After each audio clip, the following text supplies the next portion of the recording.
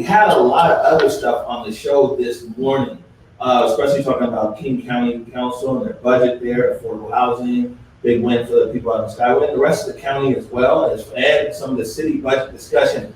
But I thought I put a tweet out last night, and actually I'll see if I'm able to find that tweet. We'll do a screen grab. The King 5 ran a segment yesterday, and in that segment, it talked about, like, you know, the days leading up to the CHAZ and everything else. But the question wasn't answered. Who gave the order? That's what people really want to know, is who gave the order. So, you know, King 5 talked to the FBI, they talked to Chief Best, they got emails, they got texts, but the question still remains of who gave the order. But also something that was very interesting yesterday, that really stuck out to me even more, was Chief Scoggins. And in this piece here, they put Chief Scoggins next to Ransomone with an M16 or whatever kind of gun, you know what I'm saying, is in there. And it's like, oh, Chief Scoggins was trying to do his part but failed or something. We're gonna play this clip here, and we're gonna dedicate some time. You know, thanks to Bobby Stills and Nikki Barron and our volunteers that went through and clipped out so much of our footage. We got receipts. So first off, though, let's start with this clip from yesterday from King 5. As protests against police brutality raged on Capitol Hill in early June, rumors spread through the ranks of city employees that Seattle police might abandon their East Precinct. City officials tried to tamp those rumors down, according to emails and texts from the mayor's staff obtained by King 5. We will not evacuate or abandon the East Precinct, one mayor's office spokesperson texted to another employee. We will not abandon one of our facilities, an assistant Seattle police chief told officers. It's really unclear to me why there was any conversation about potentially abandoning the precinct beforehand. Carmen Best was Seattle's police chief at the time and now works as King 5's law enforcement analyst. Certainly, my position was that we were not going to leave the precinct, and it wasn't until the circumstances dictated a danger to both the facility and to the people within that we did so on a temporary basis.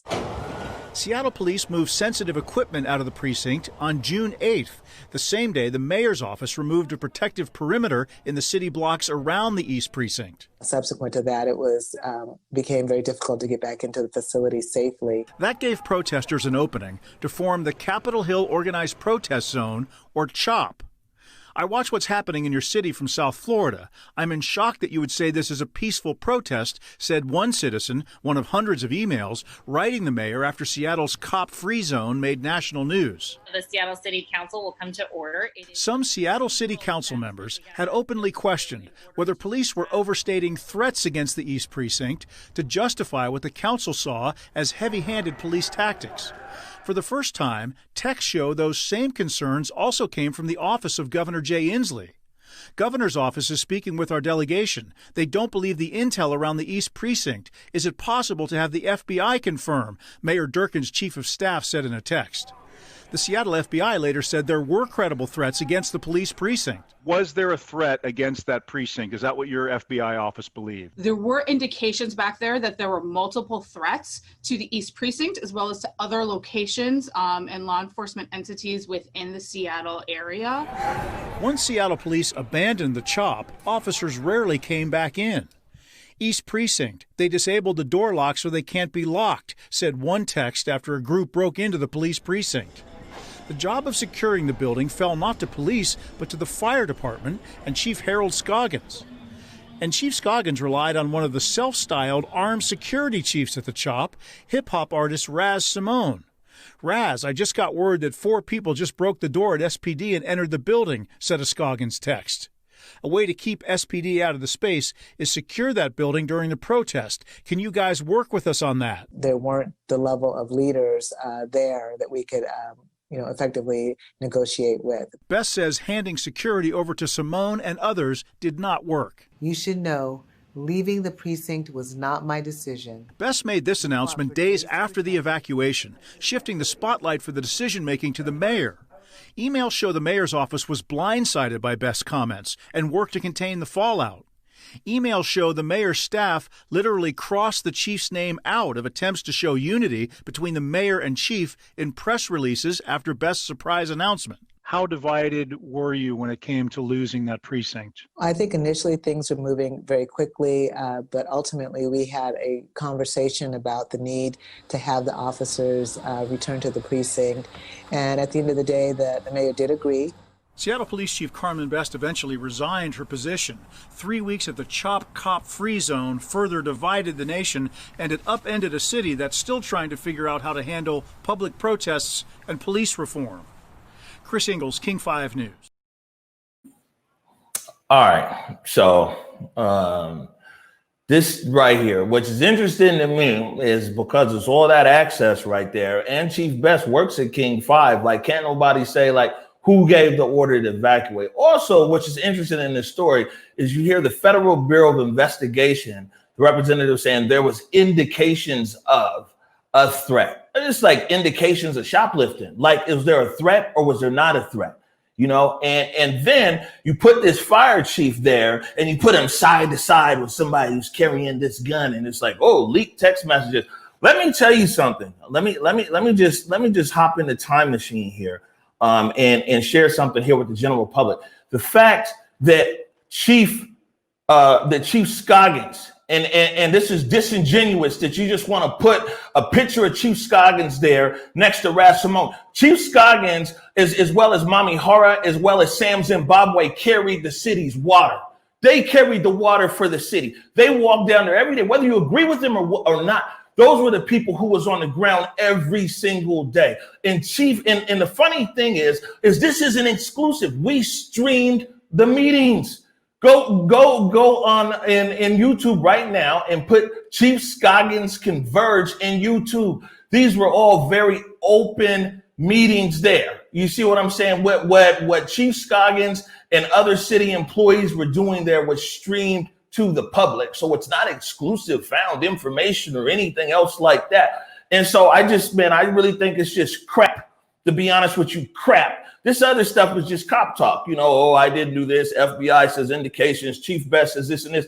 But, you know, it's something going on. I feel like people trying to throw Chief Scoggins under the bus. You know what? And I'm glad that you're actually speaking up, because you're absolutely right. As somebody who was there in the CHOP every single day and streaming all of the activity, you already know you were calling Chief Scoggins a leader back then when nobody else was stepping up to try to bring protesters and try to find some type of civil engagement and some type of safety, make sure people were good. Chief Scoggins was walking the beat. He was literally in the midst of all of the stuff that was going on, and he was acting as that leader that he is called to be. Right. So and you know, and the thing at the time in the CHOP is I said, man, you know what? The thing about Chief Scoggins is he's a city leader that carries a lot of weight, but not a lot of baggage, because he was with the fire department. You see what I'm saying? And so it was a willingness to communicate. It's a total disservice. It's okay to, this is why we got our media. This is why we got our black media right here, because you ain't going to just put some picture up next to Chief Scoggins and next to somebody with a gun and be like, oh, Scoggins is this and that. So here you go, Seattle. Let's start with a national story right here. You guys might have missed this.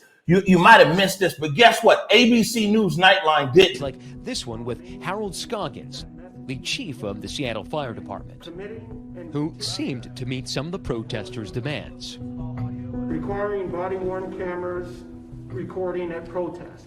That's a change that has been made. In no way do I imagine that this comes close to meeting all of the concerns and needs, but in the conversation, one of the things we're trying to do is understand how we serve the business owners, how do we serve the residents. And amid the stalemate between police and city government over the fate of the vacated precinct, Scoggins served as an intermediary to build trust. I was African American before I ever put my first uniform on. So all of our personal experiences inform our decision making. We're also focusing on serving the protesters and trying to ensure that they have a safe space to express their First Amendment rights. People want and need to have a voice.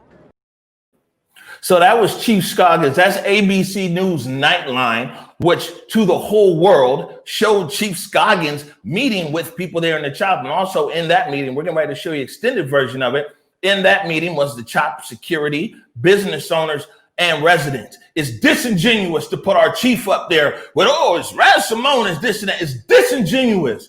You're not going to do that to us. And I'm glad that we're here to push back on it. This one right here This clip is 4 minutes. I do a small introduction because this was the first time we were streaming.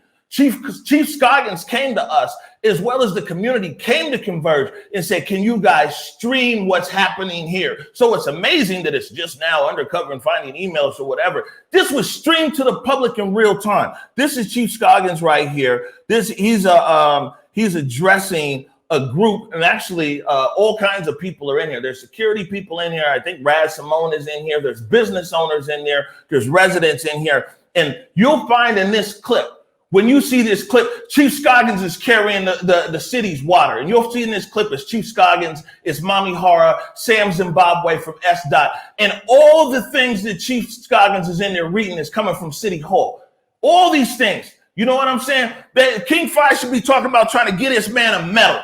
You know what I'm saying? And want to sit up there and put some funny images up here. But you'll see right here, Chief Scoggins is sitting here and he's reading what the city sent him, because what nobody from City Hall come down there. Then wasn't the mayor's office didn't come down there. Nobody from City Council came down there to talk to people. And so this responsibility fell on this black man, this fire chief, who lived up to this responsibility. Here it is right here. This is a 4-minute clip. We are actually broadcasting to you live from our studios here.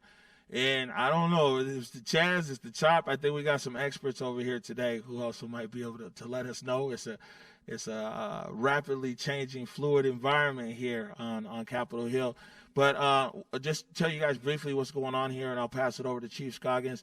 So basically, Converge, our role is here is that clearly we've been streaming a lot of stuff here, and the community was having a meeting and wanted to be able to bring some transparency. Clearly, you can't get 500 or 1,000 people inside of a place a lot of times. So you have some voices that have emerged here that are meeting with the chief. The chief has come with representative from public utilities. We also have people representing small business here and security here. Just want to be clear, we did not put this meeting together. These guys put the meeting together, but what they did ask to do is to be able to stream it. Our position here at Converge Media, as we say all the time, we're not with the protesters, we're not with the city, we're not with organization or anything else, just a media company that happens to find itself in the middle of this storm, kind of like everybody else probably in this room. So, with that being said, we're going to go ahead and turn it over to Chief Scoggins, and I think maybe people might introduce themselves or whatever. But, the floor is yours, Chief. So good afternoon, everyone, and thank you for agreeing to this follow-up conversation on the conversation that we had yesterday.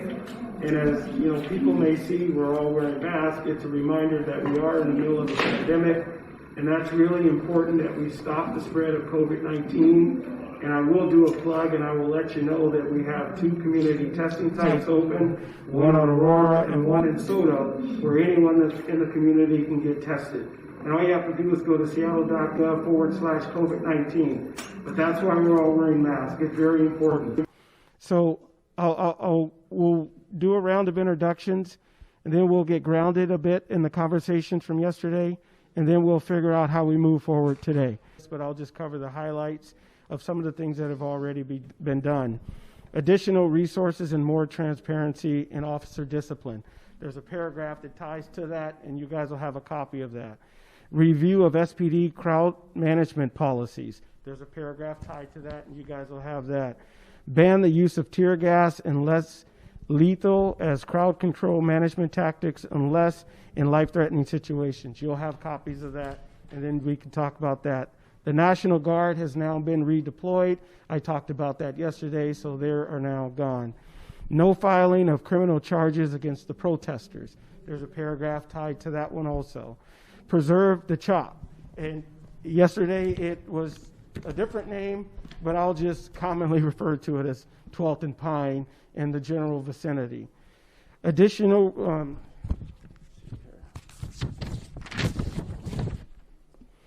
requiring body-worn cameras recording at protests. That's a change that has been made. Consent decree, to push pause on the consent decree. 2016 Campaign Zero and SPD's use of force policies. So that's going to start to be in the works. Requiring the display of officer name and badge number. That policy has already been implemented, and there's more steps to make it permanent. Statewide independent investigation for officers who used deadly force. So that's already moving forward. So these are a lot of steps forward. In no way do I imagine that this comes close to meeting all of the concerns and needs, and that's why we're here to have the conversation. But in the conversation, one of the things we're trying to do is understand how we serve the business owners, how do we serve the residents, while making sure all of you are in a safe place as we continue to unfold this. Look at that. Every single thing that Chief Scoggins read there, not one thing had to do with the fire department. Chief Scoggins went down there and took a leadership role on behalf of the city, because guess what? Nobody else would. We ain't see nobody from the mayor's office down there. We didn't see a city council representative. Any of them could have easily been there. Hey, you know what? City council member so-and-so, they're getting ready to have a meeting. Nobody came. Nobody from the Seattle Police Department. Just to call and be like, hey, these guys want to meet with the police. Nobody came. Chief Scoggins came. It's just disingenuous. It's disingenuous what we saw there on that King 5 clip. It's totally disingenuous, Trayana. And I'm glad we was on the ground and we was there. And this is why a lot of the protesters have a problem with the mainstream media. Yeah. This right here. Yeah. 100%. That's exactly where I was going to say, because working in mainstream media, you realize you're not on the ground. You're not a part of the experience. Again, reporting on something is just that. You're reporting on some events. You're trying to get the facts. But when you're on the ground, there's nothing that can be said for live coverage, showing things in real time, being a part of the solutions while things are unfolding. All of that knowledge is what Converge was able to infuse in its coverage, which is why people understand Converge was having this holistic coverage of what was going on. Being there makes a difference. Yeah, and here's another clip. This is actually for the day before. This was June 13th. This is kind of a heated conversation. Here's Scoggins with some of the people there in the CHAP, and he's talking about trying to deploy fire extinguishers and some other things. I'm here to talk about fire and life safety issues. That's what Would you leave? No, you haven't done. Well, don't say you've done it. If you let me talk. The medics around here have been taking care of a lot of things, and they've gone through a lot of stuff. Military type medics, okay? Yeah. And when people try, when the police chief was saying that we were trying to burn down the police, no, we were trying to protect it and make sure that nobody did that. We, every time anybody even came close to looking like they were going to start a fire, we extinguished it. And I appreciate that. Well, I'm glad that you appreciate that, and I think that we should be able to work together, because as a community, we're able to. The chief been here every day though, fam. Like, we got it on tape. The chief be here every day at 7 a.m. out here. Hold on. We did our best. Yeah. Just listen. You used your fire tools to put the fire out, right? Well, there wasn't really a fire. No, there was fire. But we're ready. Did you use your fire tools to put the fire out? Yes. Okay. Did I drop you off more fire extinguishers last night? So I'm working with you on that. Okay. But it's not just about the fire. And if the fire, so let me finish. I get the state you're in right now, and I really don't think. Why don't you let him finish what he's saying though? Listen. I mean, we can ground ourselves in our personal experiences, and if that's what we want to do, we can do that. I mean, I have probably similar experiences as you. I grew up in Los Angeles under, the LAPD under Daryl Gates, and if I say that, maybe you understand what that means, but maybe you don't. I'm from Detroit, and I grew up with So I'm grounded in the same experiences as you. But what I'm trying to tell you is, we also have the community that we're trying to protect. Not just the protesters, the people who live here, the people who are, and I know you don't care about that right now. I do care about that very much. So let me just go over some things, and then we can talk about it. All right. So again, there's Chief Scoggins, right there. And the whole point of why this is important and why that clip yesterday on King 5 was disingenuous here on Chief Scoggins, because it minimizes what Chief Scoggins, Mami Hara, Sam Zimbabwe, Adris, all these people, these public employees. Chief Scoggins is the most high, the most recognizable, but most people don't recognize. The city of Seattle had people on the ground there who every single day were there. Every single day trying to build relationships, trying to understand needs of protesters. Some things worked, some things didn't work, but they were there. They were on the ground. And that's what's not said there in that King 5 report, that every single day you'd find Chief Scoggins and you'd find Mommy Hara there at 6, 7 o'clock in the morning. You'd find them checking on buildings, checking on people, checking on structures, checking on, all these other things. Something else that people don't talk about is that when they talk about the security of the East Precinct, Mommy Hara and Seattle Public Utilities were concerned about the safety of the drinking water, because over there in Cal Anderson Park, in North Cal Anderson Park, the reservoir is right underneath it. And there was cars parked over there on top of the reservoir. And Seattle Public Utilities came over there and was, and talked to people like, hey, you know what? We have to maintain the safety of the drinking water, X, Y, and Z. There was people on the ground, you know what I'm saying, in the chop. And whether the protesters agreed with them people or didn't agree with them people, it's disingenuous to roll what they're calling. Ain't nobody from SPD. And by the way, SPD came and went how they wanted in there. You know what I'm saying? They came in, when they walk into the precinct, they walk in. Why nobody there stopping them? You know what I'm saying? They walk in, they leave. We got it on tape. We did several interviews there. The bigger issue I'm pointing out, Trey Holiday, is that the lack of leadership.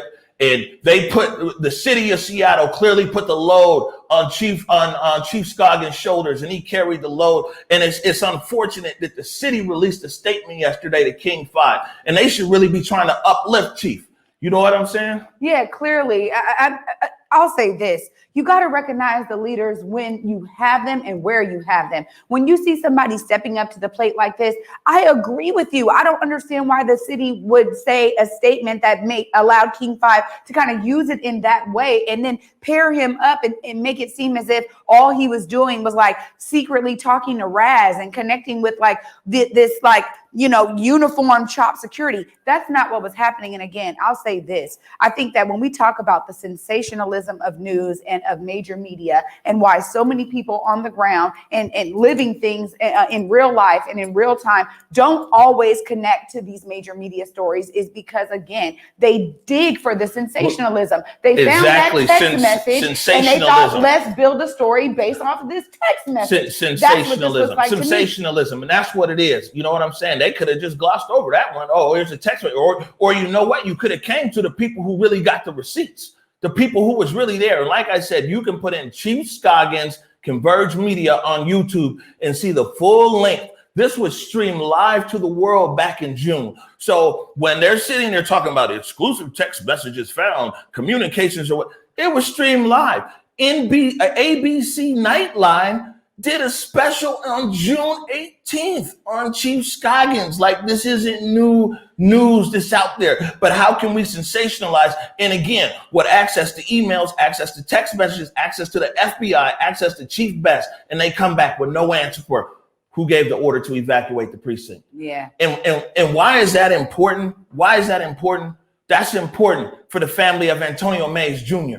That's important for the family of Horace Lorenzo Anderson Jr. That's important for business owners, some of them who might not ever come back into business. That's important for residents who live there permanently impacted, some who moved from Capitol Hill because of the trauma impacted. That's important for the protesters. That's important for the citizens. And nobody in this city, they can shift blame. Everybody never want to shift blame on Chief Scoggins' shoulders, but who's going to stand tall and take responsibility and say, I gave the order. I did this. Speaking of that, let's go back to August. Let's stay in the archives. We're going to go back to August because I asked Chief Best, and I put an edited clip on Twitter because of the time limit on Twitter. Here's a good portion of this conversation. You can go to this one too. I interviewed Chief Best quite a few times, but it's the morning update show, Chief Best, Converge Media on YouTube. What responsibility does the Seattle Police Department take in the formation of CHAZ and then what became CHOP? And can you tell us who gave the order to vacate the precinct? Yeah, that question comes up all the time. So a couple of things. I think very clearly the police did not create the CHOP zone, the Capitol Hill organized protests. I don't think there's any officer that would stand up and say I was a part of the Capitol Hill. You don't think de facto by leaving your precinct, though, yeah, I absolutely do not. It? I do not think that, Omari. I do think, here's what I do think, that people came in, we had days, as you were out there every single night, days and days and days of protests right here at 11th and Pine, a real flashpoint for police and protesters. And it was a continuous cycle. So the decision was made to remove the barricade, to remove the barrier, to allow people, if they have the street, then there won't be this, contention point, and there won't be these other issues that flare up. So that was agreed upon to do. And so in doing so, there was a concern, two different things. One, the fire chief said he was concerned about the building being set afire because there had been a history of that, and that the building was vulnerable. And two, the sensitive information and weapons that were in the building. So the decision was made by the folks in the building on the ground to move all the stuff out of the building in case there was a problem, in case there was a fire. That was my understanding of it. That's how it was explained to me. They moved out of the building. They go to get back into the building, not to walk out forever and a day, but to get all the crap out of there that they needed to get out of there, and then to come back to the building. Couldn't get back in the building because the very barricades that we had lifted, another group had come in and put barricades all around and were precluding the entry of the officers back into the building. And that is what happened, and that is the truth. I have no reason to tell anything but the truth. Are you saying that your intention was to reduce the footprint at the East Precinct, and in doing so, once you did that, officers could not return back to the East Precinct? That's exactly what I'm saying. That is exactly what I'm saying. And that's my understanding of the events. Well, so you're the chief. It stops with you. Yeah. That's what I'm saying. The buck stops right there, Chief. Yeah. So, but you don't feel then, if we go down this route that you're saying, it's like, okay, you wanted to reduce your footprint, get your sensitive information out of the building. Tried to get back in, couldn't get back in, physically precluded from getting back in. And then to be honest, let me just finish here. But then to be honest, there was really not the political will to move people from the CHOP. There were people saying it was a block party. There were city agencies bringing in porta potties. The fire department's handing out sanitizers and hand wipes. There's a big garden in the middle of the park. There was no political will for anybody to move that zone until the crime started being so prevalent that we had to get in there and move it. I'm just not going to take responsibility for folks coming in there. I've heard you mention Chief Scoggins twice now. Did fire department and police have some issue around this? Yeah, well, I'm just telling you that there were people who were more helping and conciliatory initially when it started than at the end where all the crimes were occurring. So just to be clear, the Seattle Police Department doesn't take any type of responsibility for the formation of the CHAZ or the CHOP. Yeah, the Seattle Police Department was not involved in creating the Capitol Hill Organized Protest Zone. So there you go. So that was Chief Best there August 10th. And, I asked the question quite a few times.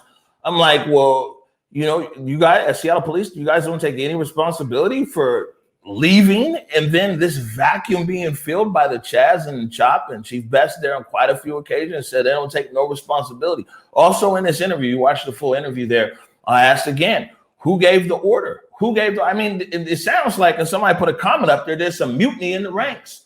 And that's what people have been saying for a minute about the SPD and how the protests went around, is that there very well might have just been a mutiny. If the chief is saying that, well, man, I really don't know, somebody in the mayor saying this and that, did officers themselves just decide to leave the precinct? Right. At this point, there's a lot to be considered here. And I know in the Black community, there was a lot of folks that were talking about how, this was really pressure on Chief Best. As a Black woman, it was a major deal for her to be, Seattle police chief. And, there was a lot of people saying, hey, were folks targeting, Chief Best and trying to make her seem bad? I have no idea, because again, when you don't have the answers, when those who should have the answers are not giving them, it makes people make up some stories to try to fill in the voids. Yeah, and again, not getting too far off topic, we're not going to let you just throw Chief Scoggins under the bus for sensationalized media. You never know.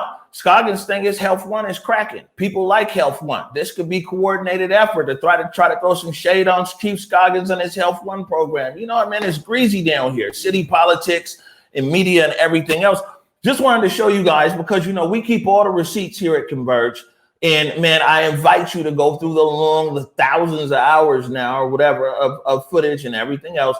This is the actual moment when the Seattle Police Department, the last officers left, were on bike. This is when the Seattle Police Department evacuated their East Precinct. And what happened from there is that protesters come up there, you'll see. And we also got other interviews there when you see I don't know who the FBI was watching, and maybe the FBI can let us know, because they said indications of a threat. Maybe the Federal Bureau of Investigation would be happy to talk to you. Let's send a request over to them, Nikki, and see if they can tell us the actual threat. They can take the Sharpie, do the redactions, names, and everything else. Because indications of a threat, which was in that clip last night, and actual threats is two different things. But anyways, this is when the Seattle Police Department rolled away from the East Precinct. Ask them to hold the line. Ask them to hold the line. And ladies and gentlemen, for the first time in over a week, Pine Street is now open.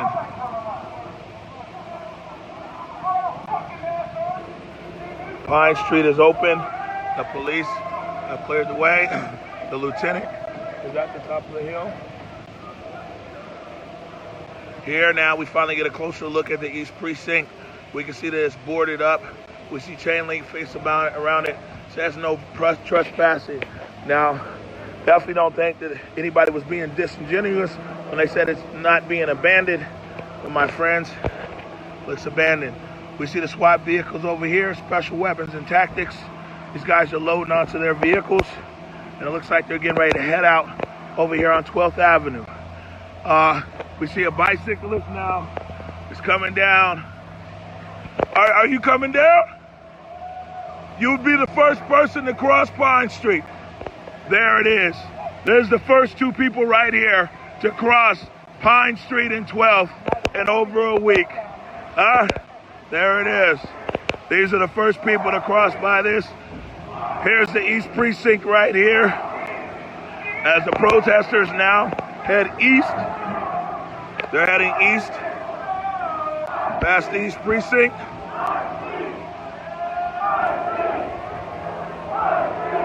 If you're a protester, you consider this a victory, a moral victory, a total victory in that sense. And like I said, for the first time here in over a week, people are actually walking freely on Pine Street on Capitol Hill. There you go. You know, I mean, and this is, like I said, man, we was there. And one thing that's absolutely not going to happen, and this is the reason why Converge and other small medias, and I saw some streamers out there last night posting stuff and everything else. Imagine if we didn't exist.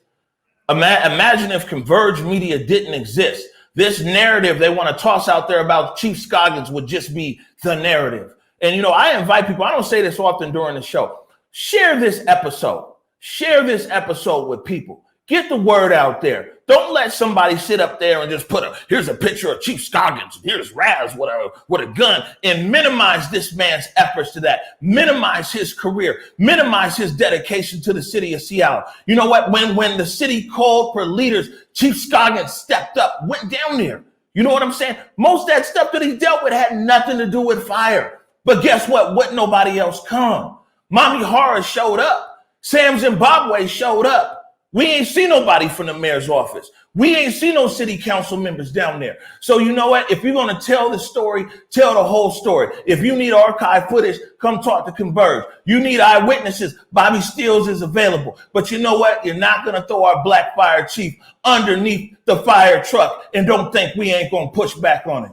You know what? I'm so glad that this is being uplifted today, because I think you're absolutely right. When we talk about so many things that are broken with major media, you were just encouraging the viewers to, you know, imagine if a Converge or these live streamers weren't there. And we don't even have to imagine it. We can go back to when we didn't have these options, when all we had was what was coming out of major media. What is happening right now in terms of our American psyche? We are waking up to the fact that these kinds of tactics with regard to propaganda have been basically shifted upon us since America was created. And literally what we just saw there with Chief Scoggins and Raz Simone, unfortunately, is a new age example of the very old system. Again, that propagandic system of trying to push messaging and that sensationalizing of news. So I'm just glad that we do have real accounts on the ground. Yeah. And the best thing is we ain't going for the okie doke.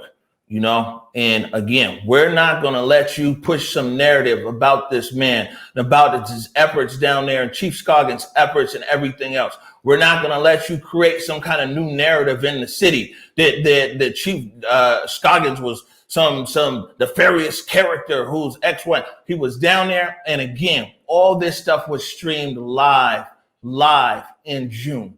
There's absolutely nothing new here, my friends. Stream live in June. Again, we're going to follow up with the Federal Bureau of Investigations and see what the difference is of indications of a threat and actual threat. And again, we're going to send a message and email to the mayor's office and the Chief Diaz who gave the order. You know, I mean, man, we were sitting here talking about something totally different yesterday. We had a plan for a different show. People want to rip the scab off. Come on, let's go. Let's talk. This is something we'll talk about all day.